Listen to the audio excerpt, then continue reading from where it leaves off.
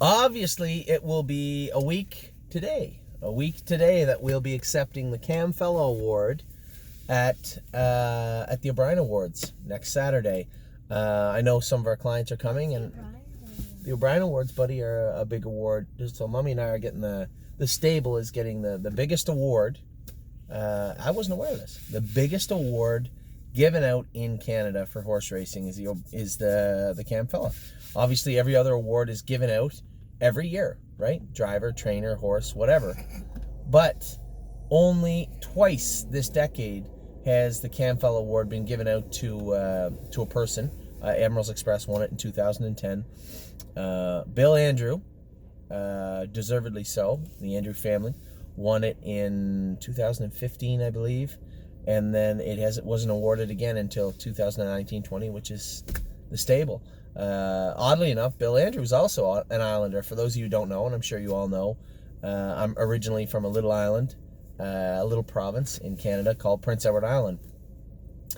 To put it in perspective, the total population for the island I was born in, is virtually the same population as the city I live in now, Guelph.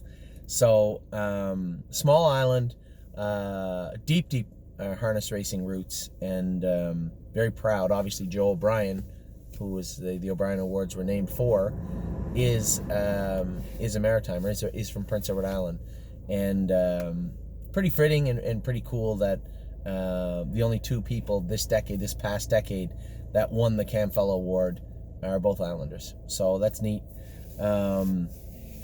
A lot of congratulatory notes from all over PEI and from here. Obviously, one of our clients just came by and wished us some congratulations, and I told him the truth. You know, the reason that we're up for the Cam Fellow Award is because of the scope of the stable, right? How big it is. And the reason it's big is because the people that stand behind us, whether it's you, the clients out there watching this, or the people, the gentleman right here, washing jog carts on a rainy Saturday, or the people taking care of the horses, the caretakers, the trainers, the people that ship the horses, our affiliate trainers all over North America, actually all over the world, as we have 2 horses in Australia. The scope of the stable is what makes the stable right now, and without everybody, how was it put to me? It's a big rug, and there's a lot of threads in in that rug. So very proud. As I said to our client, as I said to everybody that has asked and everybody I talked to, very proud and very humbled by the award. But little pieces of that award go to everyone. So with that out of the way, I was going to do this video tomorrow because we do have some horses racing tonight. Obviously, Totally Tractors racing tonight, Maintenance Man's racing tonight, and the horse that's holding down the fort right now, the big honcho at the stable.ca, he is racing tonight at Yonkers. So we have 3 horses racing tonight. Last night we had 4. You know, I didn't go to London, and it was a bit of a flimsy excuse. Amy had said she was going to go to dinner with a friend, and didn't have a babysitter. It was babysit the kids or go and race in the mud, where they gave a variant. When's the last time you saw a track rated 6 seconds off? Goes without saying, I think, hey, good for them for racing, but they probably shouldn't have last night in London. Nevertheless, they get raced. Forged in Fire made his first lifetime start. This poor little bugger, we put the hobbles on him, and he qualified in a horrible track on a windy day at Mohawk, 2-6 or something, 2-6 apiece. And last night finished 3rd, raced his heart out, the poor little bugger. Trot him out 2:10-3. 2:10-3. Horrible day for racing. And Susie K, she can't function on a deep track. You know, in the turn, she gets into her knees a little bit. Not a big deal. She qualified so good at Mohawk, but I didn't want to race her in the non-winners of 2. They wouldn't let her in the maiden. Now we got to requalify. We'll make a decision what we're going to do with her after that. Race her at Flamborough, or maybe just race her a couple of starts at Mohawk. But Susie K certainly didn't deserve a 6-second variant last night on a half-mile track. I would have given her a better chance than not of breaking. But that's the way it is. It's racing. Everybody else had to race on it. So that was last night. And then at Mohawk, Arvika finished 6th, trotted 58 last quarter, 28-2 in a driving rain. Oh, my God, it was horrible looking. She raced well. And West 52nd was second in 58, raced very well also. Had a good night, decent night. Then the night before, that was Friday, the night before we raced some horses at Mohawk.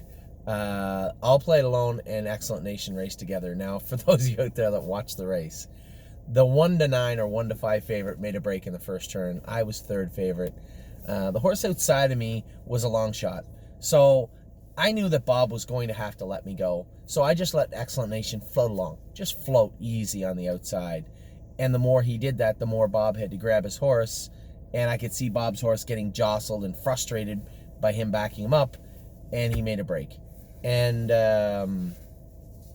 you know, I knew he was getting himself in a little bit of trouble. But we're out there to win, right? And he could have pushed on, I suppose. But, you know, Bob... Obviously, his horse had headgear where he was hot, and they didn't want him on the front end. I didn't want to be on the front end, to be honest. But that's the way the race goes. So Bob ended up making a break, unfortunately. And I assumed when he made a break, at the dawdling speed that we were going, the ball was going to be in our court. Now, I know Excellent Nation was coming off the virus, but I also know he paced 54 2 starts before. He was in a good position. The half flashes up in a pedestrian 59 3. I look over my shoulder, and the longest shot in the board is coming. Just an ugly looking animal. And, you know, he clearly the horse hits his knees or whatever, and they had him on a big track. And, you know, with the front end backed up, he had to move him. And now the race went from being in our favor to how are you possibly going to get beat? I just kept backing in until somebody came. We paced our third quarter in 30-1 and then 27 seconds on the end of it, 27-2 to put them away. But 27 seconds chasing speed is one thing. Making that speed is something else. Excellent Nation showed me something the other night that I wasn't certain he had. And that killer instinct where I got everything my own way, I'm going to put them away in a merciless way. And he did. And I was very impressed. Now, obviously, Jason wasn't too pleased because I'll Play It Alone. I knew James was going to get away at the back. I told him, I said, I waited for you as long as I could. I knew that it was going to be very difficult to make up any ground. You know, I'll Play It Alone paced the last half, 56-3 last quarter and 27 flat, but was smart. The fact that he didn't get in trouble going that slow middle half means you can see the maturity in that horse. And he could be any kind of horse in 2020. You know, is he going to be a world champion? No. But he could be an extremely useful animal. He's smart now. He gets it. And within 10 minutes after the race, he wasn't blowing anymore. So he's still got those big elephant lungs that he had last year where, you know, I said to somebody, one of the clients that owns a piece of the horse was there at the paddock, and I said, I've been driving for the better part of, 23, 24, 25 years, something. It's what I made my living doing. I drove a lot of horses in that time, and I can only think of a couple that got me in trouble that I could have been in trouble on the track with, and I'll Play It Alone was one of them. If you watch that first stake race, he was unrelenting, pull and lug, and just would not let go of me. Just a real aggressive animal, and that was a time. It wasn't that long after I had just had the pins taken out of my wrist too, so I was a little concerned going into the race. But in the race, had that. If you go back and watch the race, the 7 horse made a break coming out of the gate. My brother Mark, this is before he got injured, he looped me out of the gate, and I was trying to stay in the 2 hole. He wasn't going to let me. Now, if the 7 hadn't made a break and he was outside of Mark, I would have been in big trouble with that horse. But he's come from that horse. Sure, he slowed down, and people said, you know, he was so good. He wasn't good that day. He was just uncontrollably fast. Now he's got it put together, and I was very, very happy in the training mile 3 weeks ago, the schooler, the qualifier, and now the race. Very, very impressed with I'll Play It Alone. Think he's going to have a lot to offer for us this year. Very impressed with him, impressed with Excellent Nation. Then we went in race 2. I thought we got all we were going to get with Caviar's Triumph. He raced good, and then we knew it was going to happen, but it's just one of those things. It doesn't happen until it happens, and he was claimed.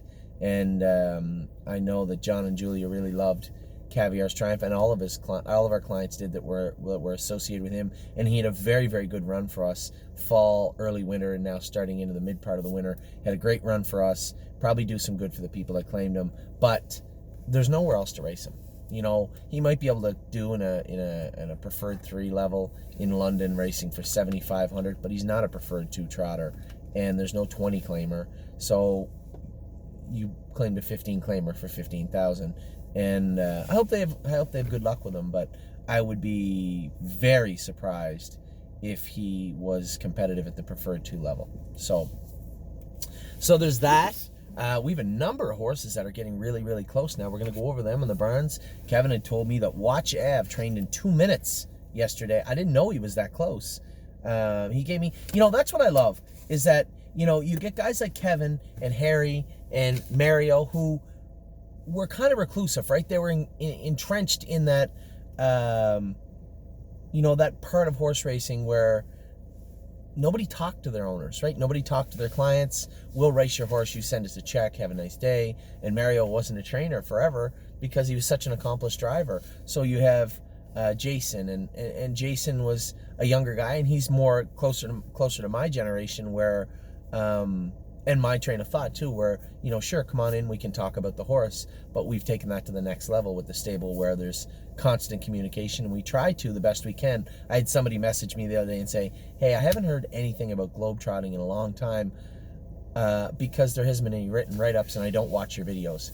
I can't do written write-ups on every horse every week. I'd never get any work done. That is how we used to do things when I started the stable, and when we were at 40 or 50 horses, it was so hard, because what happens is you just start using the same paragraph, right? And it's not really meaningful conversation or communication. It's, hey, horse trained good this week, give me an update next week. It's not really helpful. But when you guys hear me talk about the horses in this video situation, it works a lot better for me, and hopefully for you also. So there's that. As I said, the horses raced well this week. We had a fantastic training day the other day. Now, a lot of people said, I'm so proud to. Teresa, top marks for Teresa for arts and crafts. I came into Danny's barn yesterday, and she had all the sets, all the saddle cloths, everything written down. That was a fantastic job. She let me take this so I could write on it, because obviously for me to get the sets, I would have to write them down and then go through them. Didn't have to. She already did it. So we talked about the horses that didn't go in the sets, why they didn't. We posted the video. Maybe we'll repost it again. It gives you a top 10 list of the horses from yesterday. And we did have a list of 6 horses that I thought were poor yesterday. One My Heart Hanover made a couple of breaks, but she had a little heel scratch. Stacy Hanover, I think we got to the bottom of what went on with her yesterday. Blacksmith had come the day before and chopped all the toes off her. For those of you out there that train trotters, that's a no-no. And with Stacy, a little mental note going forward, no Blacksmith close to fast miles with Stacy. She's probably got tender feet, and when they chop away all that foot, which we do, we'll take a lot of toe off the horses if they get shot every 4.5 weeks. But Stacy, just be careful with her. Now we know. That's my girl. Again, we took all the weight off her on Tuesday. She trained good on a snowy track. Yesterday, she made a break in all 3 breaks, a 1.5 miles, all 3 laps. She made a break in the exact same spot. And I think that's just her touching. She'll get over that with growth. Not a big deal. Lincoln Hanover, Mario said, we probably got to put the hobbles on him. He trots great, but he's a little weak in the middle of the turn. Same reason we put the hobbles on GW Chrome or any of the other horses, just to help them push through those turns. So Lincoln Hanover will get the hobbles put on him. I'm a Lovely Lady. Looks like she just had a bad day, because she was fantastic on Tuesday.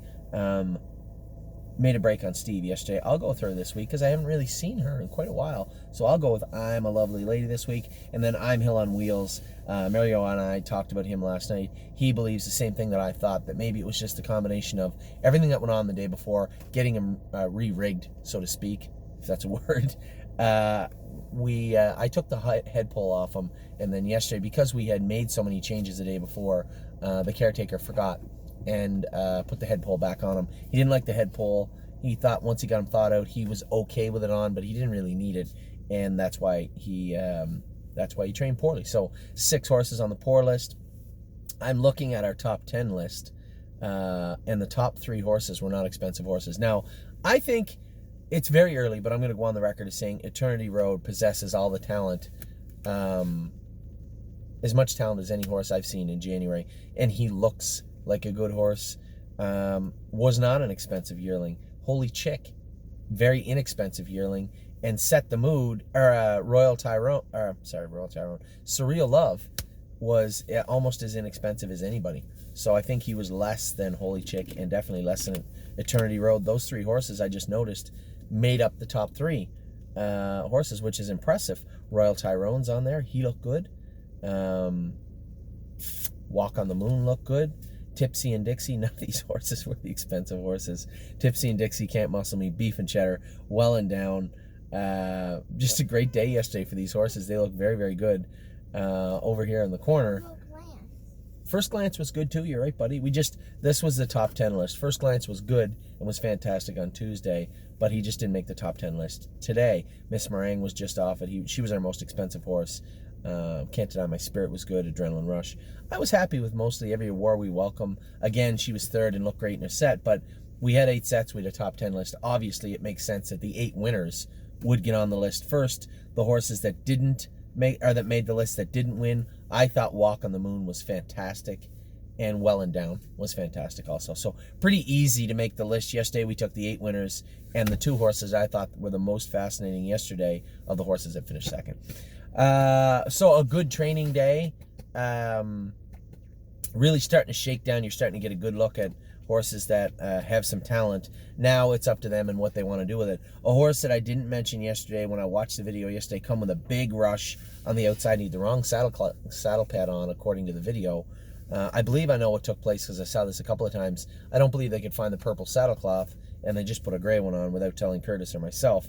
Better's Hope was coming with a big rush and then kind of stalled in the last turn yesterday, but looked good. That big rush was impressive. Roy Hill was out a long way and looked good.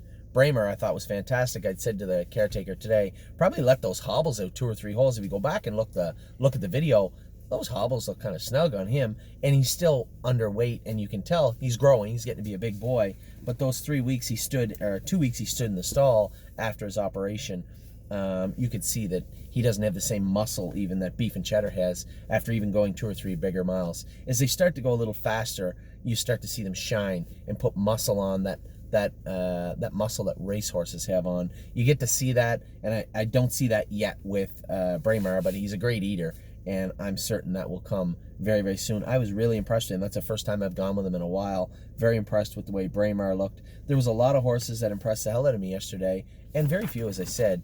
When you look at a couple of horses, like when Rose Run Why Not made a little break, it's not the end of the world. Okay, I'll go with her. She's fine. She's trained good miles all up until the last couple of weeks. So Rose Run Why Not could be going through a growth spurt. I'm not worried about Rose Run Why Not. Miss Meringue, she made a break at the wire because her hobbles were too long. Not the end of the world. And there were a lot of horses that we didn't notice that went good. Frilly Fringes was fantastic. Off-Road Hanover was good. Northern Blizzard made a little break on John and recovered well, and he looked good. Girls with Swirls, Jacques wasn't here, so Colt, that works for us, does a great job, but he moved her like 4 times. She just got tired. Trots 1, 2, 3, 4 in a perfect manner, though. I was very impressed with her. These are horses that I thought looked great. Adrenaline Rush looked good. Set the Mood looked good. Sunshine in May looked good. Rito Sunshine looked good. Another horse. I mean, these are horses we didn't really talk about. I don't have to tell you all about this. We had 6 horses that let me down yesterday. Out of 65, 11 were scratched. So out of 54 horses, 6 were horses I thought should have put in a better effort. And I think as of 12:45 p.m. the day after they put in a poor effort, I think I know why all 6 put in poor efforts. All the questions I needed answered are answered. So that was the babies. That were the race horses. We got Yes racing tonight. Can't wait to watch him race. Couple at Flamborough. And we have the O'Briens coming up next week. A lot going on. We still have some things we want to talk about. And about time we probably did a webcast, right? We got the staking coming up February 15th. I'm going to have to get on them to send me that email. I don't have the staking to look through yet. Not a ton in February anyway, mostly 3-year-old stuff and Grand Circuit stuff. So we'll get that looked at also over the next few days. So probably a webcast coming up in the next 10 days or so. A couple of announcements we're working on that should be pretty cool. But all in all, it's been a decent week. It's been a decent year. I actually posted something today on Facebook about the year we've had. for the 3-year-olds that were turning out. Cruising in Style, we decided to turn him out last night and give him some time. Also, you look at a horse like Yes. When are we going to stop with Yes? Probably stop with him when he tells us to, because the plan for the 3-year-olds has always been the same. March, April, when they start to falter a little bit, turn them out, give them 2 months off, bring them back 2 months, and have them ready for the latter part of the summer. I don't want to race against those Bearcats in, the end of June, July, first part of August. No, let them duke it out. We'll worry about our horses after. And right now we have tons of horses, and we're going to talk about them in the stables. But I was shocked when Kevin told me how close he was with a number of horses. He asked for 2 schoolers and 2 qualifiers, so they're still 3 weeks away, so to speak. But looked very good according to Kevin. So I was happy. I was surprised. Be back in a minute. We're going to talk about the stables. We're going to talk about all the 2-year-olds and all the 3-year-olds. Back in just a minute.